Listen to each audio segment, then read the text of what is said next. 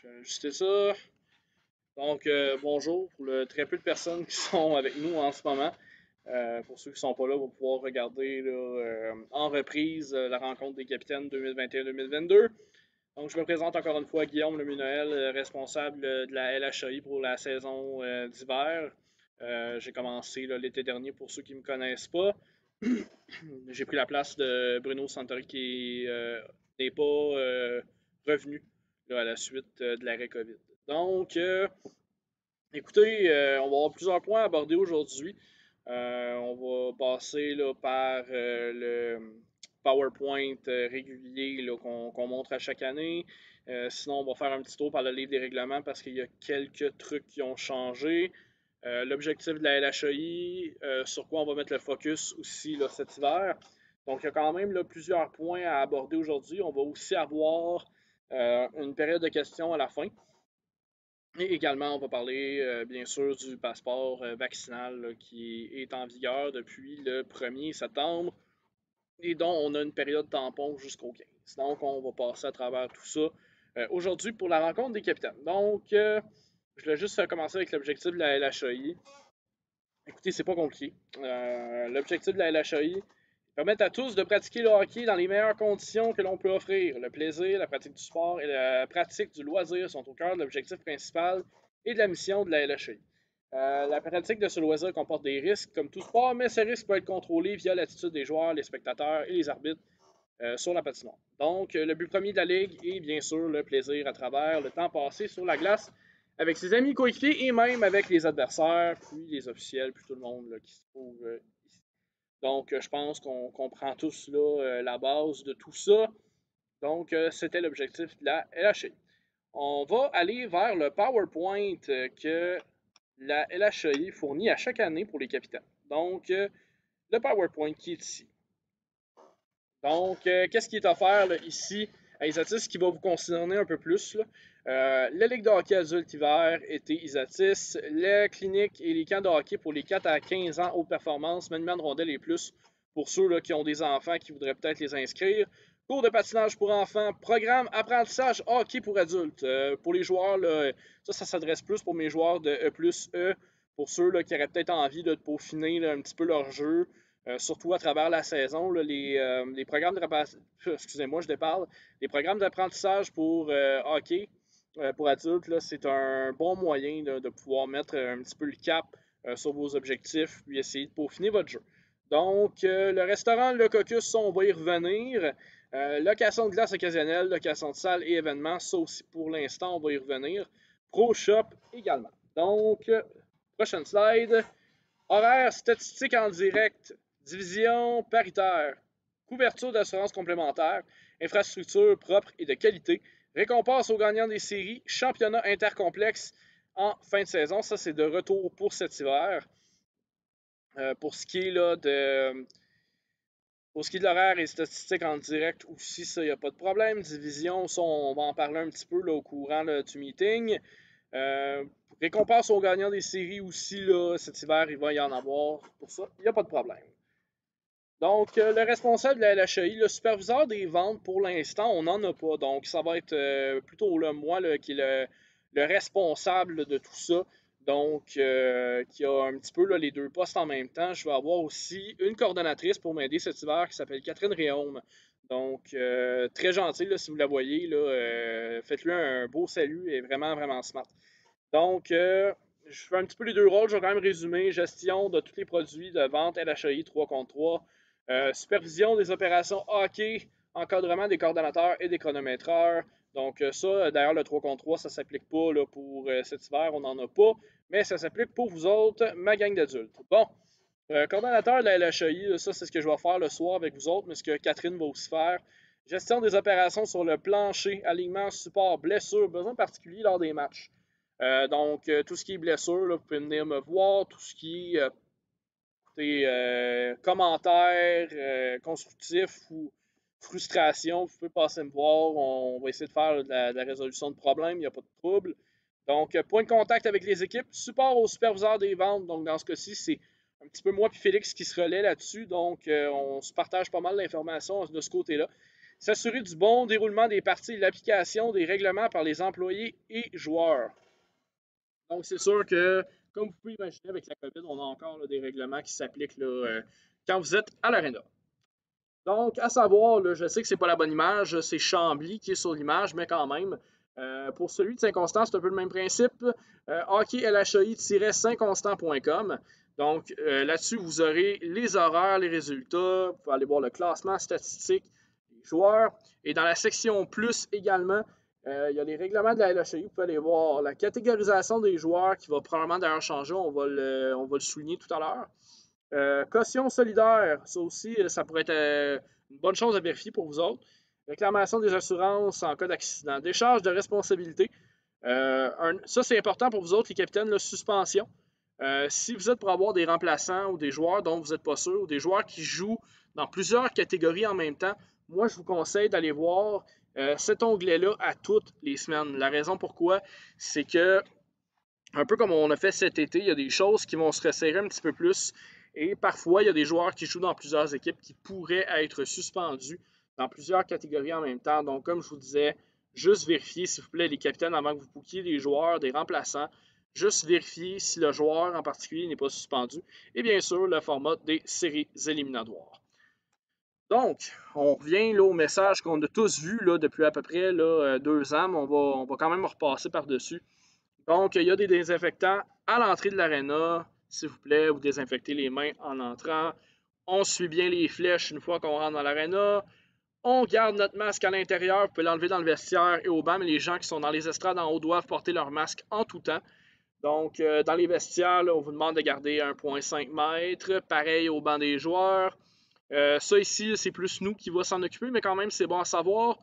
Quand vous terminez le dernier là, de la chambre là, qui quitte, là, si ça n'a pas déjà été fait, si le papier est encore sur la porte, il faudrait que je vérifie si c'est le cas.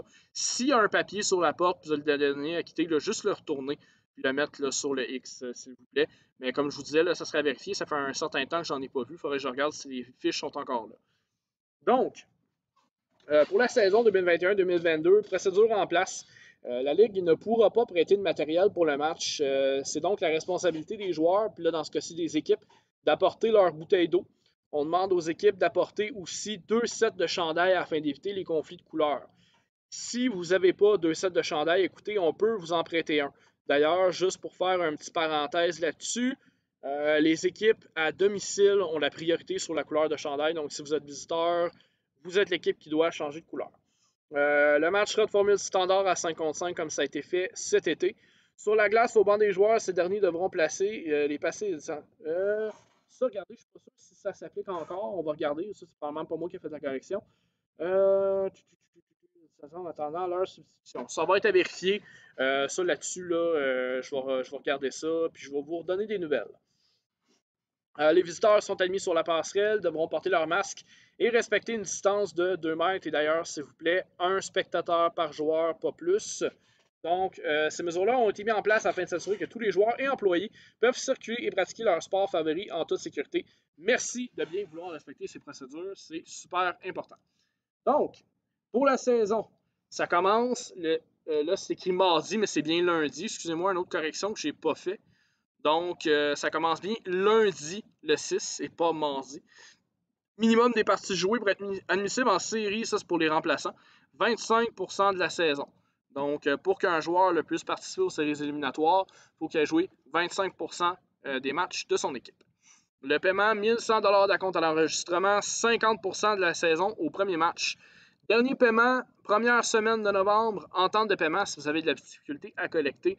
Écoutez, si vous m'appelez, moi, ou vous appelez à la réception, vous allez vous expliquer la situation. On peut prendre des ententes de paiement, il n'y a pas de problème. Il faut juste être avisé dans ce cas-là là, et d'avoir une date là, à peu près butoir là, à laquelle vous allez pouvoir effectuer un paiement. Merci à tous, bonne saison pour cette partie-là de la présentation. On va passer là, maintenant à tout ce qui est passeport vaccinal et autres. Là, on va pouvoir l'aborder. Donc, je vais commencer avec le passeport vaccinal parce que c'est probablement la question que j'ai reçue le plus dans la dernière semaine ou dans les 2 dernières semaines. Oui, le passeport vaccinal va être obligatoire. Techniquement, il est obligatoire à partir de maintenant, mais on a une période tampon de 15 jours pour l'appliquer. Donc, ce que ça veut dire, c'est qu'on fait quand même la procédure du passeport vaccinal. Par contre, jusqu'au 15, on vous laisse une certaine période pour vous ajuster et nous aussi, on s'ajuste en conséquence. Donc, il n'est pas 100% effectif, là, cette démarche-là, d'ici le 15 septembre. Donc, ça, c'était pour la période tampon. Une fois dépassé le 15 septembre, là, il va être 100% obligatoire en tout temps pour participer aux activités de la LHEI. Donc, ce que ça veut dire, c'est qu'un joueur qui n'a pas son passeport vaccinal ne pourra pas jouer des matchs au-dessus du 15 septembre. Soit qu'il va se faire vacciner, obtenir sa deuxième dose, ou décide de ne pas participer aux activités. Là, c'est vraiment les deux seuls choix qui s'appliquent. Écoutez, pour les photos, je ne suis pas encore sûr si on va les prendre en début de saison, mais l'idéal, c'est qu'on va prendre des photos de tous les joueurs dans le vestiaire. On a un iPad, je vais devoir regarder comment ça se passe de ce côté-là, jusqu'à quel point c'est difficile associer la photo aux joueurs directement dans le vestiaire avec l'iPad. Mais idéalement, ça serait ça. Une fois que tout va être 100% mis en place, ça va être de passer dans le vestiaire, prendre les photos des joueurs, prendre la pièce d'identité. Super important au capitaine. Premier match de la saison, tout le monde doit avoir une pièce d'identité, puis je vais probablement la redemander quand on va faire vraiment le check-up complet du passeport vaccinal. Donc, une pièce d'identité. Oubliez-la pas, s'il vous plaît. Cette fois-ci, je ne prendrai pas de Facebook des joueurs. Ça prend vraiment une pièce d'identité.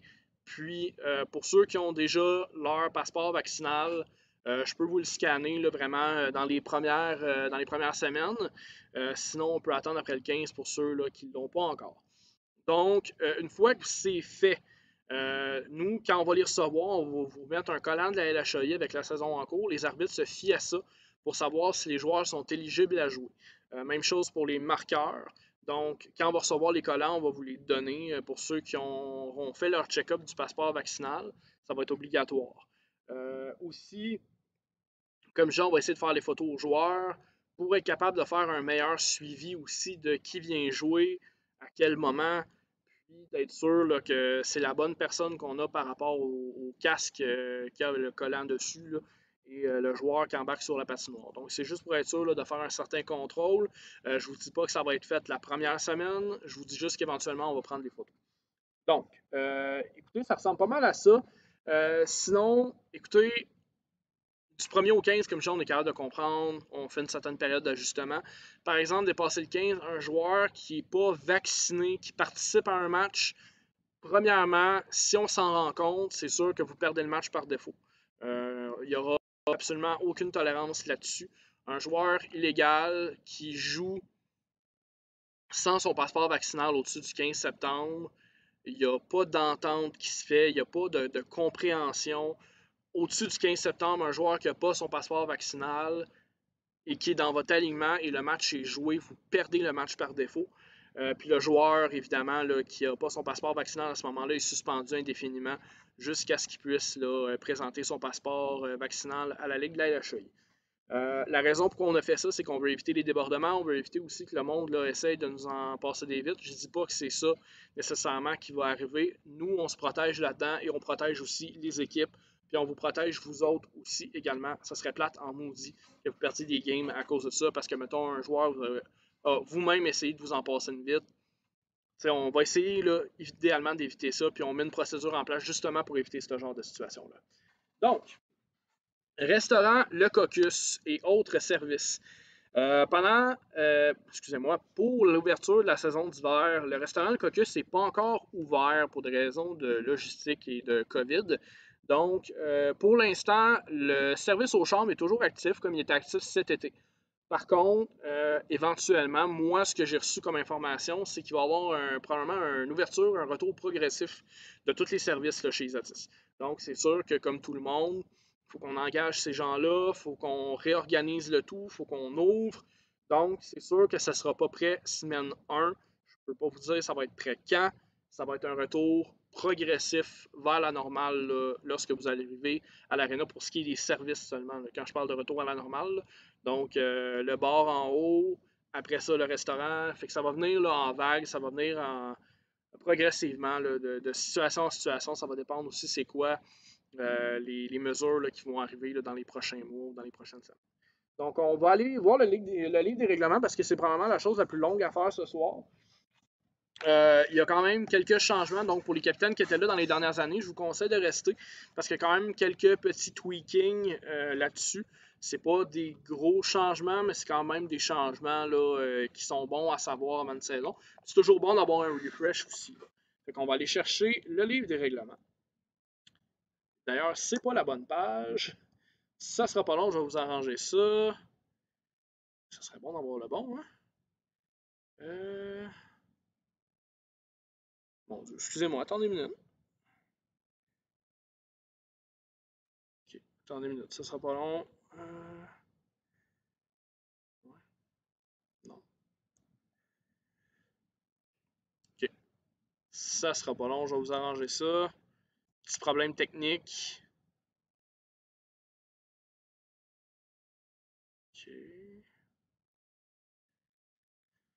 Bon, ça c'est ça. Non. Ah! Bon, ça fait bien plus de sens, là. M'excuserez encore, je sais pas pourquoi ça a fait ça. Mais bon, on reprend où on était rendu. Donc, la Ligue des règlements, là, ça dit 2020-2021, mais ça va être pour celui 2021-2022. Il n'a juste pas été imprimé encore. On va passer à travers ça, là, on l'a tous déjà vu. Vous pouvez aller le revoir aussi sur Internet. Même chose pour ça. Donc, on va passer là, à travers le livre des règlements. Donc, on va commencer avec 1.1. Bien de l'aréna et bien personnel. Aucune dégradation ou modification des lieux et équipements ne sera tolérée. Tout acte de vandalisme, incluant mais ne se limitant pas au graffiti, entraînera l'expulsion immédiate du contrevenant et pourrait mener à une poursuite en justice. Les frais de réparation et ou de remplacement des équipements ou dommages physiques infligés seront aussi chargés en entier au contrevenant ou au locataire advenant un manque de collaboration du contrevenant si lieu est cas. Les clients sont entièrement responsables de leurs effets personnels ou des effets communs du groupe qu'ils amènent avec eux dans le complexe.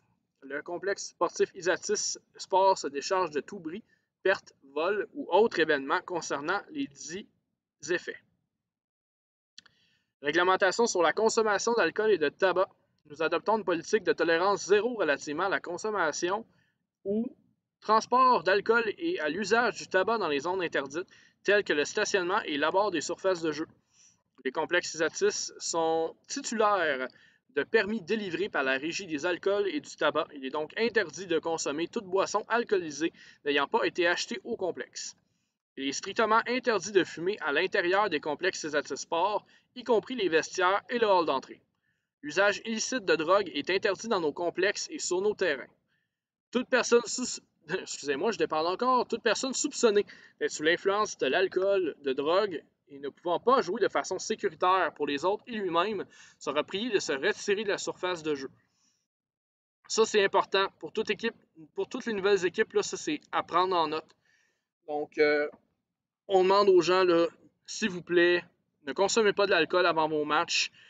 C'est pas arrivé nécessairement. On veut juste mettre l'emphase là-dessus que, s'il vous plaît, avant vos matchs, faites-vous pas prendre, là, surtout les nouvelles équipes, là, à faire ça ici parce qu'on pourrait là, carrément arrêter un match. Donc, c'est quand même important. En cas de refus de coopérer, des mesures disciplinaires pourront être intentées face à ladite personne ou envers son équipe. Ouais, excusez, il y a comme une petite faute de frappe ici. Donc, une amende de 200 $ serait imposée à toute personne ou équipe contrevenant à l'une de ces règles. Une deuxième offense sera punie plus sévèrement, voire jusqu'à l'expulsion de la Ligue, et ce, sans remboursement. L'utilisation des vestiaires, chaque équipe se verra accorder une durée de 25 minutes avant et après la partie. Bon, ça avec la COVID, ça n'a pas changé. Ça va toujours être 25 minutes avant, 25 minutes après. Afin de pouvoir se préparer et se changer, toute équipe s'inscrivant dans la LHEI consent donc à respecter ces délais afin de faciliter la coordination des activités du complexe pour le personnel ainsi que l'ensemble de nos clients.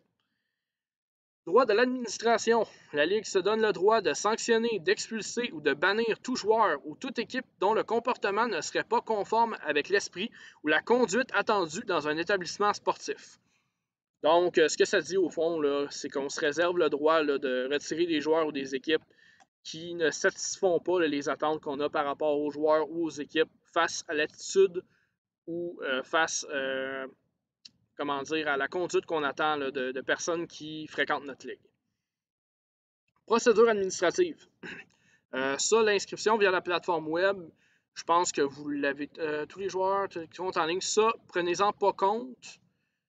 Pour l'instant, on ne l'applique pas. Donc, ça ici, 2.1.1, n'en prenez pas compte pour l'instant. Paiement. Les frais de ligue sont payables au comptoir dans chacun des complexes et par téléphone. Les paiements peuvent être faits par carte de crédit, débit, comptant ou par chèque. Toutes les équipes devront avoir terminé de payer leur saison au plus tard lors de leur premier match de novembre ou leur premier match de juin. En cas de retard, des sanctions disciplinaires seront mises de l'avant telles que avis de paiement, annulation de partie dans 72 heures précédant celle-ci, expulsion de la Ligue. Nous rappelons aux responsables des équipes qu'ils sont en tout temps responsables de la gestion de leur alignement et de leur équipe, ainsi que de la collection des paiements de leurs coéquipiers. Vous pouvez toujours envoyer vos joueurs payés en haut, ça, il n'y a pas de problème. Il faut juste qu'ils mentionnent que c'est pour votre contrat à vous. Donc, vous êtes quand même responsable de ces joueurs-là et de leur paiement. Comme mentionné là, un petit peu plus tôt également, si on est au courant, si vous voulez prendre entente de paiement avec nous, il n'y a pas de problème. Juste nous avertir parce que sinon, ça s'applique. Idéalement, là, on ne veut pas arriver là. Fait que juste nous aviser là, si vous avez des difficultés. Ça va nous faire plaisir de regarder pour trouver des solutions avec vous autres. Caution solidaire. Nous suggérons fortement à tous les responsables d'équipe de faire signer une entente de caution solidaire avec chacun des joueurs réguliers de l'équipe. Ce document a comme fonction de protéger légalement le responsable d'équipe contre le risque que les joueurs de leur équipe quittent sans payer. Ça, c'est important. C'est pour vous protéger. Là. Ce contrat lie les joueurs légalement aux responsables de l'équipe pour la dette contractée envers le fournisseur de services. Pour qu'une caution soit valide, il faut que chaque joueur remplisse le dit document ainsi que la copie du contrat d'équipe en y apposant sa signature sur chacune des feuilles. Vous pouvez trouver le formulaire sur le site de la LHI dans l'onglet La Ligue. Donc, sur le lien qui est ici, là, ça dit Chambly, mais nous, c'est Saint-Constant, donc fichier caution solidaire. Assurance et blessures, tout joueur inscrit officiellement à la LHI, soit par l'entremise d'un contrat ou d'un profil unique sur notre plateforme d'inscription, est couvert par une assurance accident. Il est très important pour tout joueur subissant une blessure de demander à faire remplir un rapport d'accident pour avoir une preuve écrite de la dite blessure dans le cadre d'une partie de la LHI. L'oubli de cette demande pourrait occasionner la non-couverture par les assurances. Pour toute blessure à l'apparence sérieuse, le joueur devra demander un formulaire d'assurance au coordonnateur ou superviseur de la Ligue, aussi disponible sur le site Internet sur le lien suivant ici. Ce formulaire, devant être rempli par le joueur et le médecin, est obligatoire pour toute demande de remboursement faite aux assurances. L'assurance offerte aux joueurs est une couverture dite complémentaire. L'assurance privée d'un joueur sera toujours considérée en premier lieu lors d'une réclamation. Seuls les frais d'ambulance, de dentiste si le joueur portait une grille complète, de physiothérapie seulement s'il s'agit d'un traitement obligatoire prescrit par un médecin, sont couverts. Les dépenses comme les pertes de salaire ne sont pas couvertes par la police d'assurance. Donc, si vous ne pouvez pas travailler pendant une semaine à cause d'une blessure subie pendant un match de la LHI, ceci ne couvre pas les pertes de salaire. Donc, c'est quand même important à prendre en note. Toute demande de règlement devra être envoyée dans les 30 jours suivant la date de l'accident. L'ensemble des documents pertinents découlant de la demande de règlement devront, quant à eux, être envoyés dans les 90 jours suivant l'accident, tel qu'il est raisonnablement possible de le faire dans les circonstances dans lesquelles s'est produit l'accident ou la blessure qui en a découlé. Une attestation signée par un médecin légalement autorisé à exercer la médecine sera également exigée. Lors d'une demande de réclamation, il est important que le joueur acquitte tout d'abord l'ensemble des factures liées aux frais découlant de la blessure. Il devra remettre en version papier original le document de réclamation ainsi que les factures originales dans une enveloppe à l'administration du complexe où il s'est blessé. Bon, ça parle de la réunion des capitaines. Ça, l'hiver passé, il n'y en a pas eu. Présentement, on est en train d'en faire une. Procédure d'avant-partie. Allocation des chambres, comme stipulé, 1.3, les équipes pourront prendre possession de leur vestiaire au minimum 25 minutes avant leur partie, devront par ailleurs être dans la disposition de libérer leur chambre au plus tard 25 minutes après la fin de leur partie. Pour connaître le numéro de vestiaire assigné, ceux-ci seront affichés sur les écrans à l'entrée principale. Si pour quelque raison que ce soit la télévision là, en avant ou les télévisions ont un bug, s'il y a quoi que ce soit, vous ne pouvez pas voir votre vestiaire, vous pouvez toujours aller au bureau de la Ligue en bas dans le corridor. Normalement, moi, je suis présent ou sinon, Catherine va être présente, va pouvoir vous donner votre vestiaire. Chandail, cadenas, rondelle. Exceptionnellement, pour la saison 2021-2022, la LHI ne fera aucun prêt d'équipement, Excepté les chandails, on a recommencé à en faire, mais pas de gourde. Cadenas, c'est ceux qui sont déjà sur les portes. Rondelles, on en prête, mais s'il vous plaît, on vous demande d'être quand même assidu là-dessus. On veut l'en prêter le moins possible. Donc, il est impératif que les capitaines en prennent considération afin d'avoir le nécessaire pour leur partie. Parfait. On va s'attaquer à la prise de l'alignement. Donc, ça se pourrait que ça change pour que ce soit le marqueur qui prenne vos alignements, mais pour l'instant, c'est encore comme ça. Donc, soit le coordonnateur, superviseur ou, dans ce cas-ci, marqueur de la LHI s'occupera de prendre les alignements avant chaque partie dans les chambres. Il est obligatoire pour tout joueur voulant jouer dans la ligue de faire son inscription en ligne. Ça, comme je disais tantôt, ça ne s'applique pas. On ajoute nous-mêmes les joueurs sur notre plateforme. Ça, pour l'instant, ne s'applique pas. Ça non plus, ça ne s'applique pas. C'est nous qui va le prendre. Prendre sa photo profil hockey. Donc, ça, comme je vous dis, tout ça ici, jusqu'à ici, là,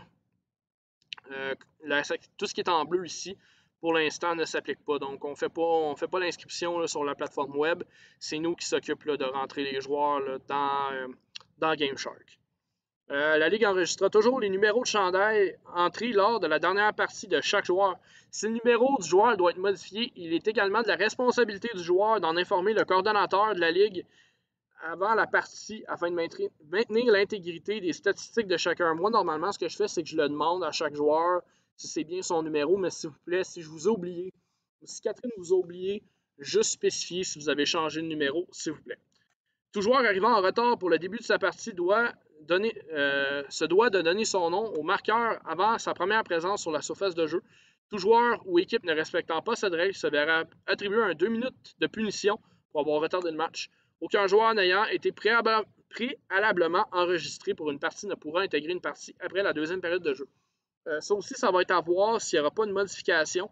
Mais pour l'instant, c'est encore le cas. Si un joueur arrive là, en début de troisième période, mais qu'un capitaine a dit qu'elle allait être absent, il ne pourra pas participer à la partie. Si le capitaine dit au marqueur ou au coordonnateur ou à moi, là, dans ce cas-ci, « Ah, mon joueur va être en retard, je ne sais pas quand est-ce qu'il arrive, tu peux-tu le rentrer dans le line-up? » Je vais le rentrer dans le line-up. S'il arrive en troisième période, c'est correct. Mais pour ça, il faut qu'il ait été enregistré avant le début de la partie. Donc, système de classement pour les joueurs et les joueuses. Ça va avoir changé un peu, on va l'aborder. Donc, afin d'assurer la parité des équipes dans chacune des divisions, chaque joueur ou joueuse recevra une cote individuelle. Cette dernière sera utilisée afin de déterminer l'éligibilité du joueur pour une catégorie ou une équipe concernée. Donc, niveau A, Ligue nationale américaine ou équivalent. Niveau B, Ligue nord-américaine, Ligue canadienne de hockey, là, donc tout ce qui est junior majeur, la Ligue de l'Ontario et la Ligue de l'Ouest, ça s'implique. Le semi-pro, donc ça revient pas mal à dire que c'est la Ligue nord-américaine, mais le B-, là, ça peut pas mal rentrer là, aussi avec tout ce qui est senior, tout ce qui est senior 3. Puis B-, ouais, senior élite aussi là, peut rentrer là-dedans. Universitaire ou équivalent pour le B. Donc, c'est le junior 3, junior 2A ou équivalent. Donc, ça aussi, là, on peut parler là, de seniors, des joueurs actifs de seniors peuvent rentrer là, dans cette catégorie-là. Tout joueur niveau 2A assez au hockey mineur, ça, je vous dirais là, que ça ressemble pas mal plus à du niveau double lettre de hockey, là, tout ce qui est D-, peut-être un petit peu moins, mais D+, là, particulièrement, c'est souvent des joueurs là, qui ont joué au niveau double lettre pendant le hockey mineur. Puis, niveau débutant, E+, on le catégorise plus intermédiaire maintenant, mais le E, ça reste quand même là, du hockey débutant. Donc, les joueuses, c'est un petit peu le même principe. Ligue canadienne de hockey, professionnel, niveau universitaire, collégial pour le B. Hockey mineur, niveau A à 2A ou équivalence pour le C. Le D, hockey mineur, B, C ou équivalence. Et le E, c'est le niveau débutant pour les femmes aussi. La cote des joueurs est importante car chaque catégorie impose des restrictions quant aux joueurs pouvant évoluer pour une équipe. Et ça, on va serrer la vis cet hiver là-dessus pour des raisons là, quand même assez apparentes. Donc, pour cet hiver, là, je vais regarder un petit peu plus. Je vais probablement réévaluer aussi, si possible, là, les joueurs des équipes pour leur donner une cote peut-être un petit peu plus à jour. Donc, ça va être important cet hiver. Je vais faire un bon suivi là-dessus. Là. La cote individuelle d'un joueur peut être modifiée avec le temps, considérant que le niveau de jeu d'un joueur peut avoir changé d'une année à une autre. Ça aussi, comme je disais, c'est une des raisons pourquoi je fais un update. Probablement, si on s'entend comme discuter, si un joueur a joué là, dans le junior majeur, mais qu'il est rendu à 55 ans, je ne donnerai pas une cote de B. Là. Je ne donnerai pas. Je vais peut-être lui donner une cote de C- s'il est encore parfaitement capable, mais il n'y aura plus une cote de B, on s'entend. La Ligue se doit de refuser ou accepter n'importe quel joueur pour une division donnée en se basant sur le niveau du jeu général d'un joueur, son âge et son esprit sportif. Encore une fois, comme je disais, ça, on va serrer la vis cet hiver au niveau de la catégorie et de la force des joueurs. Tout joueur remplaçant inconnu de la Ligue sera de facto catégorisé dans le niveau de jeu pour lequel il aura remplacé. La Ligue ajustera par la suite la catégorisation du joueur en fonction de son niveau de jeu. Ça aussi, là, cet hiver, on va essayer d'y voir le plus possible pour ce qui est des remplaçants là, qui n'ont jamais joué dans la LHI. Catégorisation des équipes. Catégorisation sont les forces des différentes divisions de la LHI.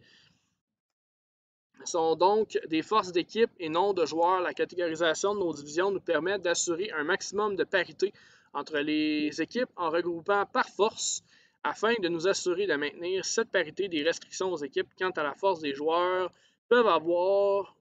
qu'ils peuvent avoir pour chaque catégorie sont imposées. Ci-dessous, un tableau des différentes catégorisations de restrictions des joueurs par équipe pour une catégorie. Bon, dans le masculin, le A et le B, ça nous concernera pas, on n'en a pas. C+, on n'en a pas non plus. Pour le C-, maximum d'un joueur avec une cote B par équipe. Donc, ça, écoutez, là, on peut regarder ça aussi. Je peux évaluer un joueur lorsque le besoin s'en fait sentir, mais normalement, c'est un joueur B par équipe. Dans le D+, maximum d'un joueur avec une cote C par équipe. Ça aussi, là, cet hiver, ça va être à revoir. Donc, je vais évaluer, je vais regarder avec des équipes là, pour certains joueurs. Dans le D-, équivalence D, au moins pour l'ensemble des joueurs de l'équipe. Donc, dans le D-, il peut y avoir des joueurs de D+, mais aucun joueur de C, aucun joueur de B. Donc, on s'entend là-dessus. Si un joueur est de calibre C-, ne peut pas jouer dans le D- pour des raisons évidentes. Même principe pour le E. Le E+, peut avoir maximum de 2 joueurs avec une cote D par équipe. Donc, maximum de 2, mais on ne peut pas aller au-dessus de ça. Donc, une équipe de E+, ne peut pas avoir un joueur côté C-, ne peut pas avoir un joueur côté C+. Il peut avoir un joueur côté D+, un joueur côté D-, ou 2 joueurs D+, 2 joueurs D-, peu importe, tant qu'il ne dépasse pas 2 joueurs côté D par équipe. Là, ici, c'est là où on va mettre l'emphase beaucoup cet hiver. E, équivalence E pour l'ensemble des joueurs d'une équipe. On n'acceptera plus de joueurs de D dans le E et ça, on va sincèrement serrer la vis là, cet hiver pour une raison là, de parité, pour une raison de logistique. C'est pas nécessairement mal intentionné, mais il y a certains capitaines qui ont amené des joueurs de D- dans le E au courant de l'été. Il y en a eu avant le COVID aussi. Donc ça là-dessus, cet hiver, on va beaucoup mettre l'emphase là-dessus. Des équipes de E, c'est des équipes de E, c'est pas des équipes de E+, c'est pas des équipes de D. Donc les équipes de E, ça va être des équipes de E. Parfait. Au niveau féminine, un petit peu le même principe. Dans le B, maximum de 2 joueuses côté A. Dans le C, maximum de 3 joueuses côté B. Dans le D+, maximum de 3 joueuses côté C. Je disais B, j'ai dit dans le D+, excusez-moi. Dans le D-, maximum d'une joueuse avec une cote C. E, maximum de 3 joueuses avec une cote D par équipe. Donc, à noter qu'un joueur junior 3 encore actif ne peut pas jouer en bas de sa cote de joueur individuel C. Quant aux joueurs d'âge mineur, seuls les enfants de 17 ans qui ont une autorisation parentale remplie là, par les parents peuvent jouer dans la LHI, mais il faut que ce soit rempli. La Ligue se donne le droit de changer la catégorisation d'une équipe durant la saison si le niveau de jeu de cette dernière ne représente pas le niveau souhaité pour une division donnée. Ça aussi, c'est important d'en prendre note. J'ai eu beaucoup de courriels là-dessus là, avant le début de la saison. Je comprends qu'il y a des équipes, pour l'instant, là, avant le début de la saison, qui se posent des questions sur leur division, sur leur calibre. Pour l'instant, on fait les 4 premières semaines comme ça. Si on a des changements à faire, on les fait par la suite, que ce soit trop fort ou que ce soit trop faible. Vous n'avez pas à vous inquiéter. On va évaluer, on va changer au besoin. Donc ça, c'est important d'en prendre note. Alignement illégal. Il est de la responsabilité du capitaine de l'équipe et solidairement des joueurs de celle-ci de s'assurer du niveau et de la légalité des joueurs prenant part à une partie de hockey. Plusieurs types de restrictions concernant l'admissibilité d'un joueur doivent être prises en considération dans une partie. Le calibre du joueur, la cote individuelle, le nombre de parties jouées en saison afin d'accéder aux séries éliminatoires ou aux championnats intercomplexes, le port de l'équipement complet obligatoire, ça aussi c'est important d'en parler. On a eu quelques questions cet été. Au minimum, la demi-visière est obligatoire. Il n'y a aucun joueur qui peut jouer avec un casque, pas de visière du tout, là. Donc, au minimum, demi-visière obligatoire. Donc, ça en fait partie. Un joueur qui ne porte pas au minimum la demi-visière ne peut pas jouer un match. Donc, ça aussi, le point important. L'état physique et psychologique du joueur. Exemple, état d'ébriété, maladie, blessure. Ça aussi, c'est important. Parce qu'on ne veut pas qu'un joueur se mette à risque ou mette à risque les autres là, par rapport à son état. Suspension d'un joueur, ça aussi, je vous le disais tantôt, important les capitaines de regarder là chaque semaine, surtout si vous avez des spares, si le joueur n'est pas déjà suspendu quelque part. Nombre minimum de joueurs, 6 incluant le gardien. Nombre de joueurs maximum, 16 incluant le gardien. C'est sûr qu'avec la COVID, je ne sais pas si c'est 16, on sait qu'on peut en avoir plus que 10 et un gardien. Par contre, est-ce qu'on peut se rendre jusqu'à 16, ça va être à vérifier. Le fait d'avoir un joueur illégal sur la glace entraînera automatiquement le forfait de la partie en cours si, en plus d'aligner le joueur illégal, l'équipe tente de dissimuler son illégalité. Le responsable de l'équipe se verra suspendu pour la rencontre suivante. Une équipe désirant demander un protêt concernant l'éligibilité d'un joueur ou le résultat d'une partie devra en faire une demande détaillée par courriel au superviseur de la Ligue, en plus de fournir un dépôt de 200 $. Ça aussi, c'est important, afin que celle-ci soit traitée. Dans le cas où le protêt demandé par l'équipe s'avère, le montant de 200 $ préalablement fait sera remboursé en totalité à l'équipe en ayant fait la demande initialement. Donc, dans le fond, ce que ça dit, c'est que vous gagnez votre protêt, vous récupérez votre 200, vous perdez votre protêt, vous le perdez, puis ça ressemble pas mal à ça. Procédure de partie, horaire et durée des parties, ça, je ne le lirai pas au complet, là. Ce que ça dit, au fond, pour les nouvelles équipes, c'est que c'est un warm-up de 3 minutes. Il y a 3 périodes de 13 minutes à temps arrêté. Donc, écoutez, dans le fond, ce que ça dit, c'est que les arbitres vont siffler un petit peu avant la fin du warm-up. Le temps va rouler après le warm-up jusqu'à la première arrêt de jeu de la première période et ensuite, ça redevient du temps arrêté. Donc, pour ça, ça revient pas mal à ça. Il existe quelques situations particulières pouvant entraîner la fin prématurée d'une partie ou l'activation du chronomètre. S'il y a un écart de 5 buts ou plus, qu'il reste moins de 5 minutes à la partie et que l'équipe accepte de jouer le reste, le reste du match à temps continu, advenant que le pointage se resserre, exemple, quel but d'écart, le temps de la partie retournera à temps arrêté. Si les deux équipes conviennent que le reste de la partie soit poursuivi à temps continu, toute bagarre durant un match entraînera l'écoulement du temps au cadran, tant et aussi longtemps que la situation ne sera pas revenue à l'ordre. Ça aussi, là, on va quand même mettre l'emphase là-dessus là, pour nos marqueurs cet hiver. Donc, s'il arrive un événement, on va leur demander là, de laisser le temps s'écouler. Donc, c'est les équipes là, qui vont perdre du temps de jeu. Arrêt d'une partie avant son terme. Le coordonnateur ainsi que le superviseur de la Ligue ont la prérogative de mettre un terme au match dans les conditions suivantes. Le coordonnateur juge que de continuer le match comporte un trop grand risque de bagarre ou de blessure et que ce risque surpasse en importance l'issue du match. Le coordonnateur juge que la situation est trop grave pour que le match puisse être poursuivi. L'officiel, quant à lui, pourra mettre un terme à la partie si l'ensemble des conditions suivantes sont respectées. Il reste moins de 2 minutes à faire au match. L'écart est insurmontable. Il y a un danger non négligeable que des bagarres ou incidents regrettables se produisent si le match était porté à son terme. Un match sera mis à terme avant la fin et ne sera pas repris si les équipes sur la glace sont responsables par leur comportement ou leur décision de la fin prématurée de la partie. Plus de la moitié de la partie fut jouée. Donc, retard de gardien de but, ça aussi, là, ça va être bon que vous ayez le lire. On va quand même là, passer par-dessus. S'il n'y a pas de gardien au début de la partie, l'équipe possible se verra décerner une punition de 2 minutes pour avoir retardé la partie.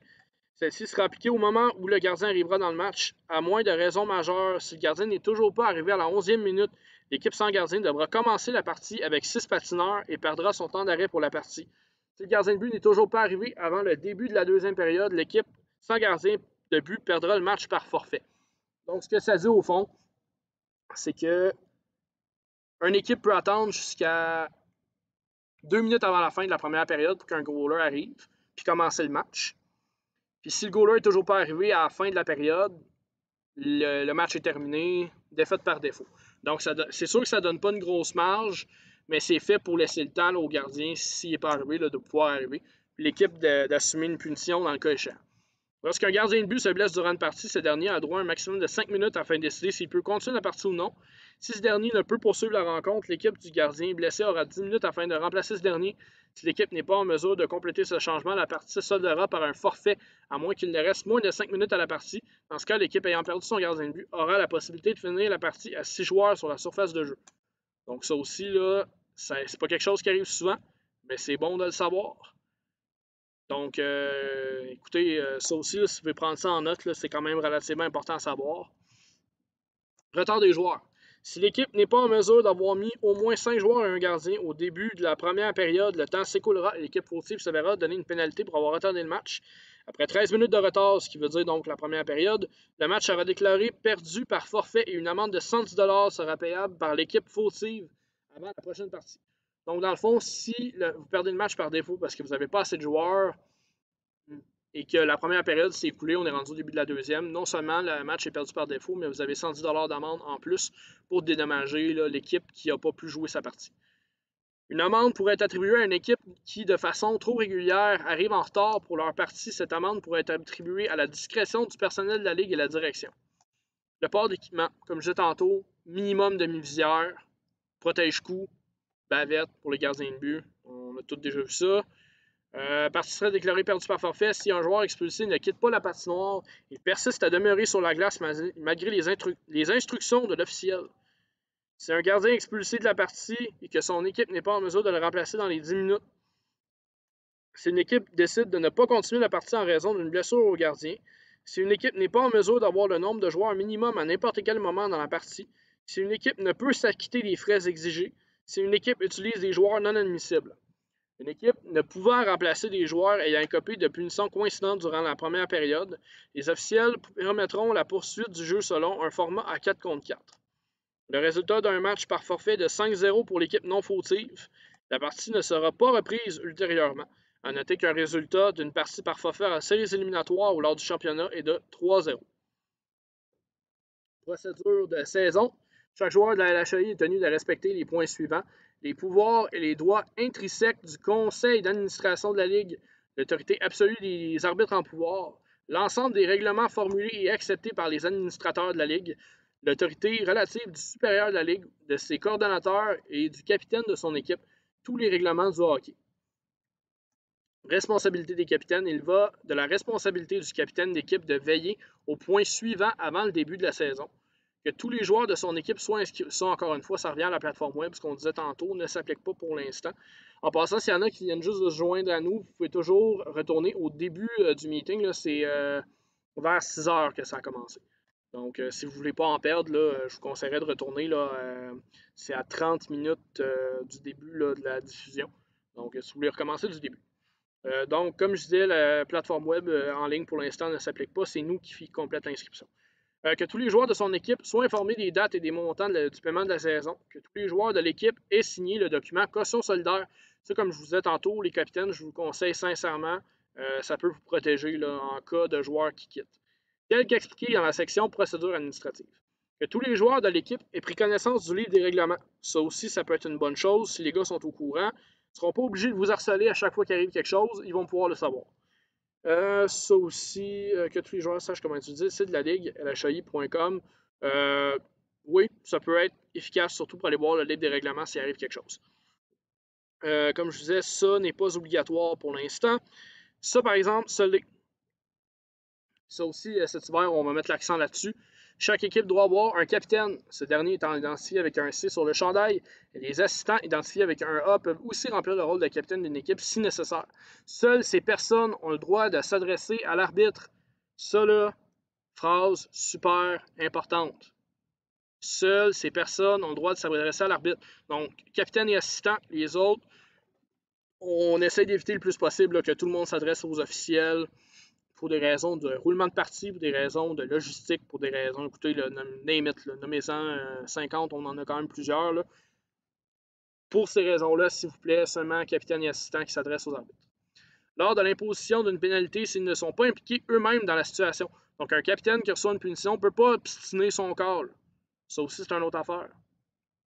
Si vous êtes capitaine, vous mangez un 2 ou vous mangez un 4, s'il vous plaît, laissez vos assistants là, clarifier la situation.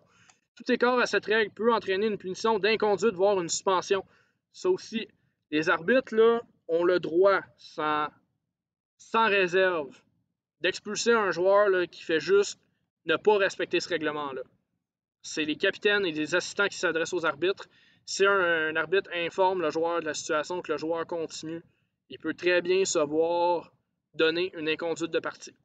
Puis la Ligue n'en prend pas responsabilité. C'est à vous autres, les capitaines, de s'adresser à vos joueurs, puis de bien les mettre au fait de la situation. Il n'y a personne qui parle aux arbitres, sauf les capitaines et les assistants, pour des questions de punition, des questions de règlement, pour des. Écoutez, name it, là. Fait que, adressez vos joueurs, dites-leur en avance, tout le monde va être au courant. Responsabilité des équipes. Tous les joueurs d'une même équipe doivent porter un chandail de même couleur, ainsi que des numéros distincts. Les chandails sans numéros ne sont pas autorisés. Ça, c'est quand même un point important. Si vous avez des numéros qui sont identiques, s'il vous plaît, utilisez du tape. Arrangez-vous, faites quelque chose. Mais laissez pas deux joueurs avoir le même numéro parce qu'après ça, ça peut donner des problèmes là, pour un paquet de raisons. Donc, s'il vous plaît, ce règlement-là, cet hiver, les capitaines, on essaie de le respecter le plus possible.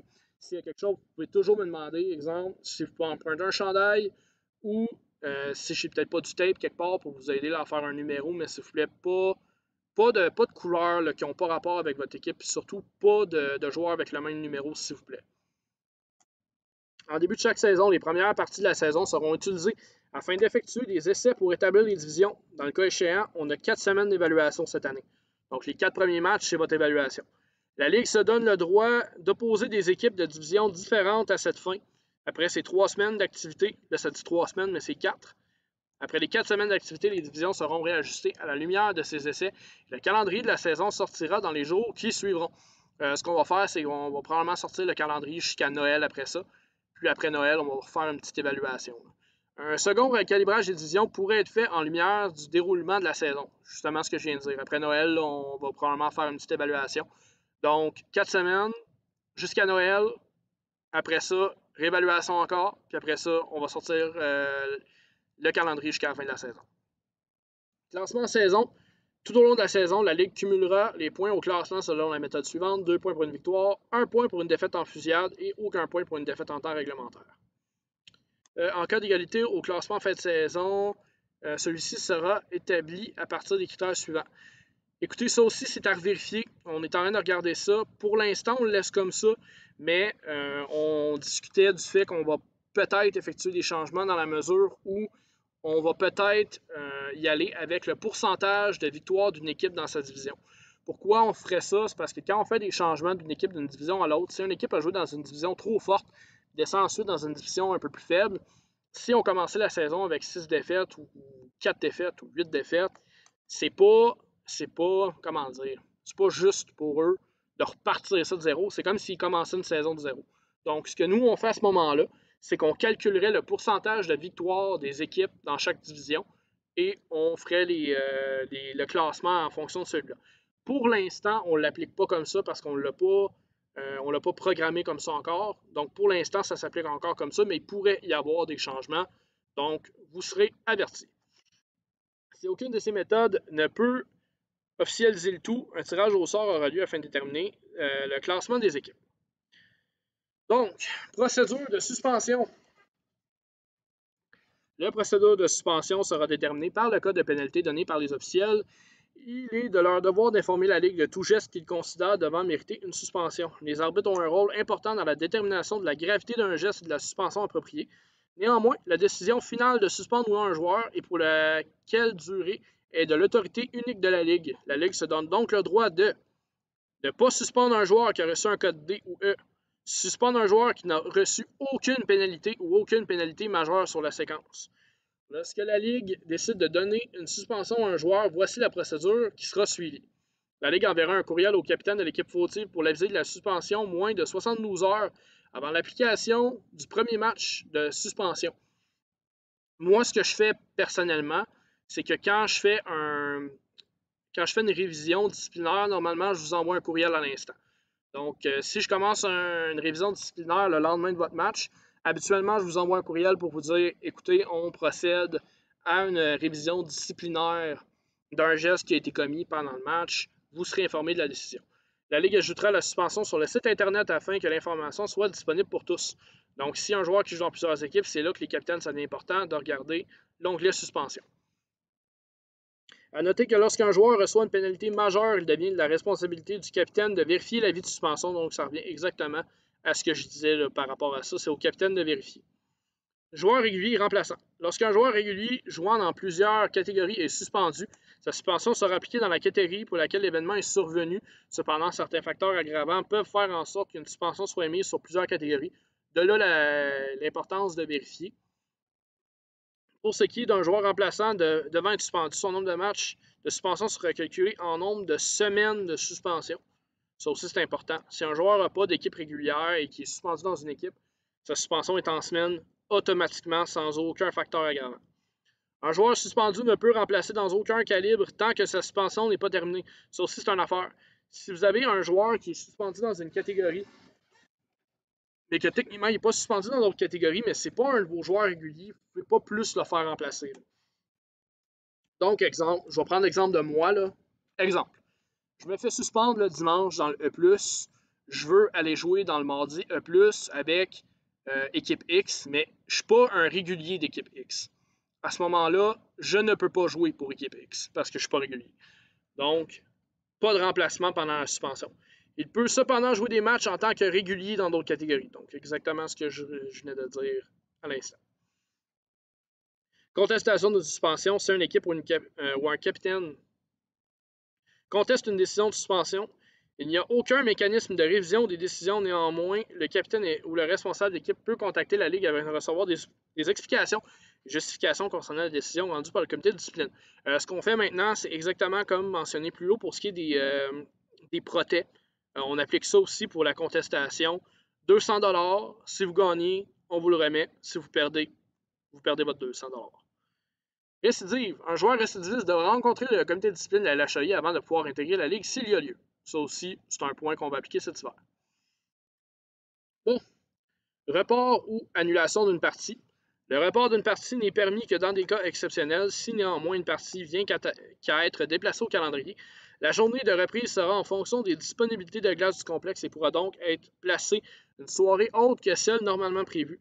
Il est possible qu'une partie ne puisse être reprise si les plages horaires proposées ne sont pas retenues par les deux équipes devant s'affronter. Donc, s'il y a un capitaine qui peut, mettons, un dimanche soir à 6 h, mais l'autre ne peut pas, on ne peut pas. Donc, une équipe étant incapable de se présenter à un match se doit d'avertir le coordonnateur du superviseur de la Ligue un minimum 4 jours avant la partie, sans quoi des frais de 110 $ devront être payés en compensation au restaurant à l'équipe adverse. L'équipe non fautive aura droit à une plage horaire de glace prévue pour la partie en plus de la valeur des frais exigés à l'autre équipe en compensation au restaurant Le Caucus. L'équipe fautive devra payer la totalité de ses frais avant la prochaine partie afin de pouvoir jouer son match. La même politique s'appliquera pour les équipes n'étant pas en mesure d'avoir un minimum de 6 joueurs sur la patinoire. Donc ça a été souligné tantôt, c'est le même principe. Comme stipulé au point 2.6.5, toute équipe se présentant à une rencontre et n'ayant pas le nombre de joueurs requis perdra son match par forfait en plus de devoir payer l'amende de 110 $. Ça se fait juste se répéter. Advenant le cas où les deux équipes ne sont pas en mesure d'avoir le nombre minimal de joueurs pour une partie, le match sera automatiquement annulé et ne pourra être repris. Donc, si les deux équipes arrivent à l'aréna et vous n'avez pas le nombre de joueurs minimum, on ne reporte pas le match à un autre moment. Donc, ça va juste être cancellé. Correction de statistiques. Les équipes ont un délai de 15 jours pour demander une correction de statistiques une fois ce délai dépassé. Les corrections ne seront plus acceptées. Il est donc de la responsabilité des capitaines de s'assurer que tous leurs joueurs ont été correctement ajoutés aux alignements d'une partie. D'ailleurs, si vous voulez m'envoyer une correction, s'il vous plaît, quand vous m'envoyez un courriel, envoyez-moi la date de la partie, l'heure et la glace, s'il vous plaît. Donc, règles de jeu, ça, écoutez, c'est pas mal les règles de hockey universel. Moi, je vous conseillerais sincèrement d'aller les lire. Je vais juste statuer sur le fait que, bon, le seul changement sur lequel on a statué qui n'était pas inscrit dans le livre des règlements, c'est le fait que, comment dire, un tir qui aboutit sur le poteau ou l'extérieur du filet qui se retrouve dans le filet protecteur, la mise en jeu sera reprise à l'extérieur de la zone et non à l'intérieur. Donc, c'est à peu près le seul changement. Coup de bâton, ça va toujours être 4 minutes. Il n'y aura pas de. Il y aura pas de comment dire, au jugement de l'officiel, ça va vraiment être 4 minutes pour un coup de bâton. Puis toutes les autres punitions de 4 minutes aussi s'appliquent. Pénalité mineure, avoir retenu, faire trébucher, trop de joueurs sur la patinoire. Pour les nouvelles équipes, pour les équipes de E, des joueurs qui sont peut-être un peu plus débutants, moi je vous conseillerais d'aller lire cette section-là. Là. C'est la section en jaune qui commence à partir de la page 17. Donc, je vais passer là, quand même à travers ça rapidement parce que c'est toutes des choses. Si vous avez joué au hockey un minimum, vous les connaissez. Là. Punition de rudesse aussi, là, peut avoir un 4 minutes d'appliquer après le sifflet, ça aussi, c'est important. Écoutez, à part de ça, toutes des choses qu'on sait déjà, inconduite de partie. On va y aller avec les séries éliminatoires. C'est pas mal la dernière section là, pour le livre des règlements. Admissibilité pour les joueurs. Pour être admissible, on disait c'est minimum 25% des parties de saison régulière. Une exception à ce règlement sera accordée aux équipes individuelles. Ça aussi, c'est important à retenir. Plutôt qu'un nombre de parties minimales par joueur, chaque joueur remplaçant devra être approuvé par le superviseur ou le coordonnateur de la ligue.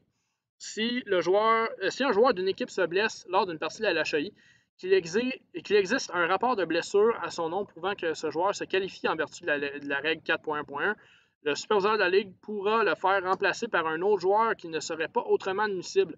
Cette dérogation sera donnée de préférence à un joueur ayant disputé près de 25% des parties de son équipe et à condition que ce joueur ne donne pas un avantage injustifié à l'équipe. Il demeure à la discrétion du superviseur de choisir le joueur en question selon son propre jugement. Le joueur blessé ne pourra cependant plus jouer pour le restant des séries, et ce, même s'il est en mesure de revenir au jeu pendant les séries éliminatoires. Donc, un joueur qui se blesse, qui n'est pas en mesure de jouer, comme qui est écrit ici, le joueur blessé ne pourra cependant plus jouer pour le restant des séries, et ce, même s'il est en mesure de revenir au jeu pendant les séries éliminatoires. Un joueur peut s'aligner avec plus d'une équipe en séries éliminatoires et doit cependant respecter la règle 4.1.1 pour chacune des équipes.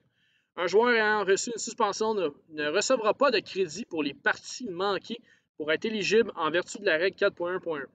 Tous les joueurs devront présenter une pièce d'identité valide avec photo avant chaque partie des séries éliminatoires afin de pouvoir être identifié par le coordonnateur de la Ligue. Un joueur ne pouvant pas prouver son identité se verra refuser de jouer la partie. Pour qu'un gardien puisse s'aligner comme joueur, il doit satisfaire la règle 4.1.1 en tant que joueur.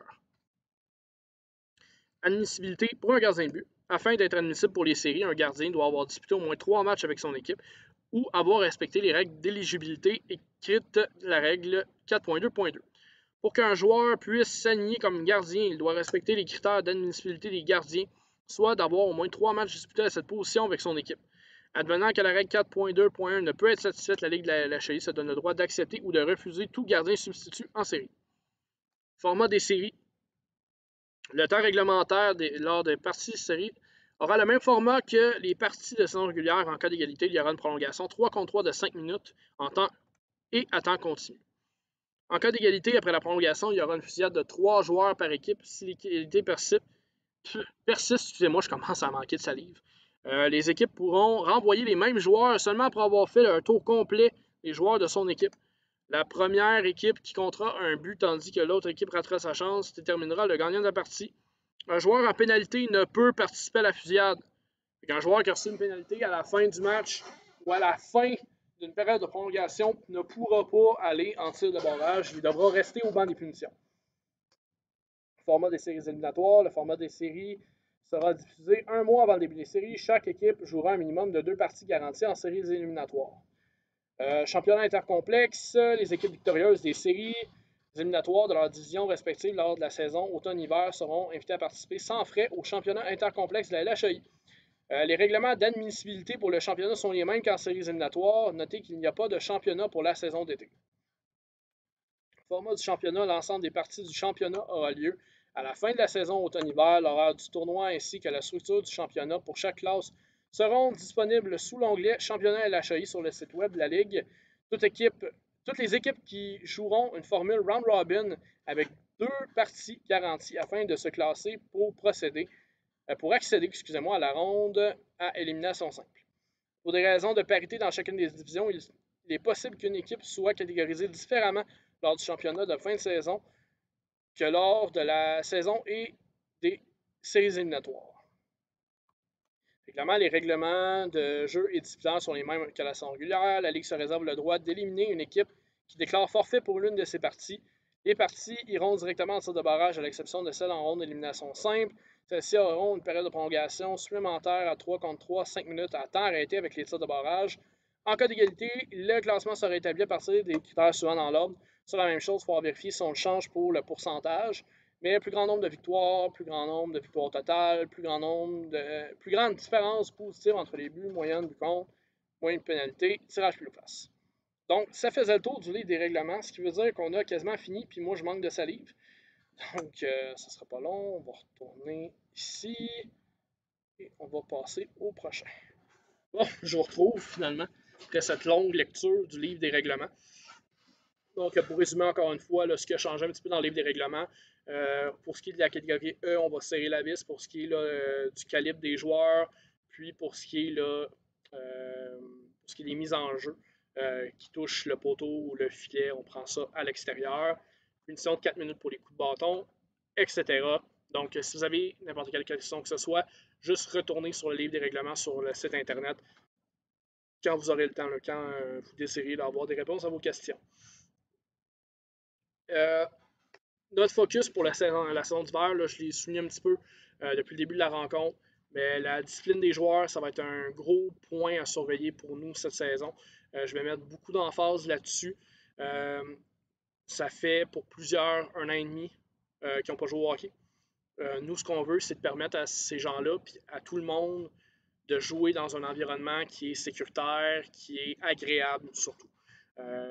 On ne joue pas un sport de salon, on le sait, le hockey, ça joue, mais même si c'est une équipe, même si c'est une ligue à allure quand même pas mal compétitive, ça reste que c'est une ligue amicale avec un but qui est amical. Donc, la discipline va être un gros point, surtout pour les capitaines, là, de parler à vos joueurs cette année. On va tenir ça serré, puis on a une bonne raison de le faire.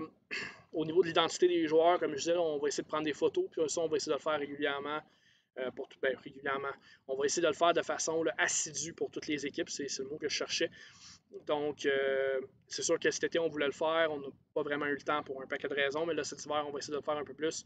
Donc, on veut essayer de contrôler un petit peu plus ça. Les collants servent à ça aussi pour cet hiver. Comme je disais, l'autre gros focus pour cet hiver, dans les catégories E, on veut s'assurer que les joueurs qui jouent avec les équipes de catégorie E soient des joueurs de catégorie E. Donc, écoutez là-dessus, on va coordonner avec les capitaines des catégories E. On va essayer là, de voir s'il n'y a pas des solutions à faire, mais écoutez, c'est sûr qu'il y a certains joueurs qui jouaient peut-être E avant, qui ne peuvent plus jouer E parce qu'ils se sont améliorés, parce que le temps passé, ils ont changé les choses. Les joueurs E qui ont peut-être tombé de D, qui ne pourront plus évoluer dans le E. Donc, les capitaines, il ne faut juste pas prendre pour acquis que c'est pas parce que vous aviez un joueur il y a 2 ans, si ce joueur-là s'est entraîné, s'il est devenu meilleur, vous ne pouvez pas nécessairement le garder. Donc, comme je vous dis, on a 4 semaines pour ça aussi. Moi, je refais des évaluations en conséquence. Mais au niveau des catégories E, on va vraiment essayer de remettre ça au moule du fait que la catégorie E et non E+. La catégorie E, c'est vraiment une catégorie pour débutants. Donc, on essaie de séparer ça du reste. C'est vraiment plus pour les débutants. Aussi, important de vérifier votre cédule régulièrement, surtout pour les 4 premières semaines de la saison, parce que ça va changer souvent. Ben, ça l'a changé souvent. Il y a peut-être quelques tweakings que j'ai besoin de faire sur les 4 premières semaines, mais en général, les 4 premières semaines devraient ressembler à ça. Pour les semaines suivantes, quand on va sortir l'horaire jusqu'à Noël, quand on va sortir l'horaire jusqu'à la fin de l'année, vérifiez vos cédules sur Internet régulièrement. Il peut y avoir des changements. Normalement, quand il y a des changements, on vous avise. Mais tu sais, on a 130 équipes. Il se pourrait des fois que si je fais un changement, je vous oublie. C'est pas. Il ne faut pas oublier que pour moi, c'est ma première saison d'hiver aussi. Je viens de faire une saison d'été. Il n'y a rien de parfait encore. Ça se peut que je vous oublie. C'est pas l'objectif. On a 130 équipes à gérer. Donc, si par malheur, j'oublie de vous aviser, juste regardez l'horaire régulièrement pour voir s'il n'y a pas eu des changements, des tweakings. Pour ce qui est de déplacer des parties, comme j'ai répondu déjà à plusieurs capitaines, Je ne peux pas garantir que je peux vous faire des déplacements de partie, surtout les samedis, là où malheureusement tout le monde passe par là pour les catégories qui ont des make-up games le samedi. Là. Le samedi, c'est probablement la journée la plus difficile où je peux déplacer les matchs. Il y a des chances que je puisse juste pas. Donc, pour ceux qui me demandent des changements, particulièrement le samedi, c'est à peu près sûr que ça ne marchera pas. Pour les autres, je peux regarder si c'est possible, mais on n'offre jamais aucune garantie qu'on puisse,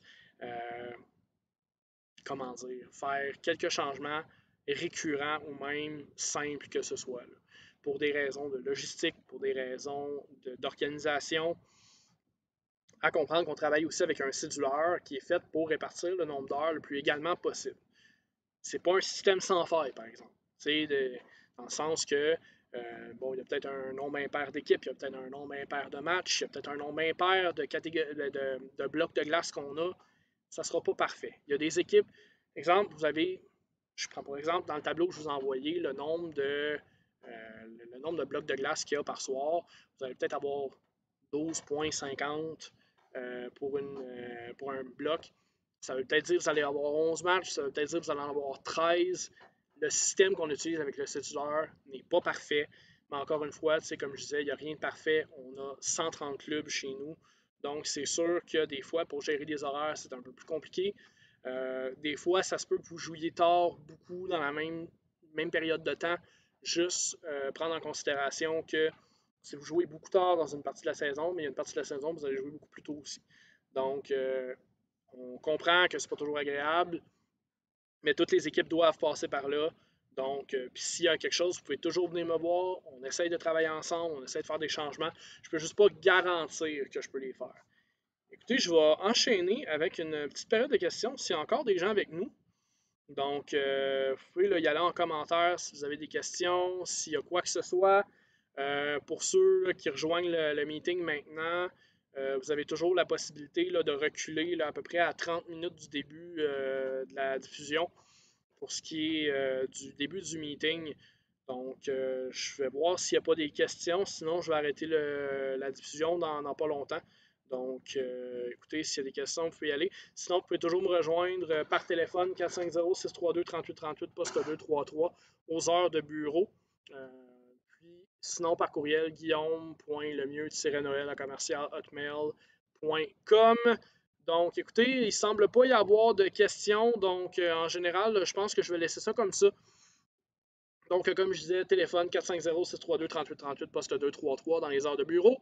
Sinon, par courriel, guillaume.lemieux-noël@commercial-isatisport.com.